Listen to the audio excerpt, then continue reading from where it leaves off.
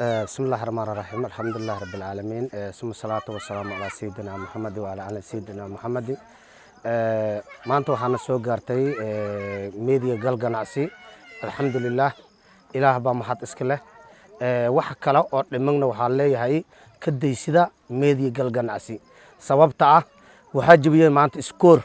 oo wuligoodo ama idaacad ka fikirti lahaynin ama qof ka fikir lahaynin ayaa maanta bacd al maqrab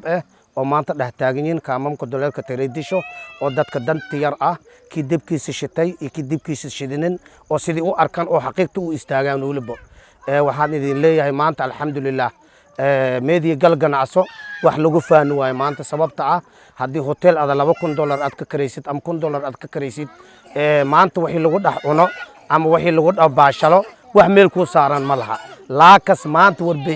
warbaahinta waxa meel u saaran yahay wax ii ka faanta waliba adduunyo maahan aakhira uu faanta meel u saaran yahay haduu ilaahay diidan waxaan leeyahay qof kasto oo mas'uul ah meel taagan yahay ka meesha fadhiyo waa walaalkaada kan meesha ka oo karafaasan waa walaalkaada kan meesha ka gaajaysan waa walaalkaada qof kale maahan qof kale u imaanayna ma jirto adam maahan qof kale sugaayna ma jirto adam maahan ku dayso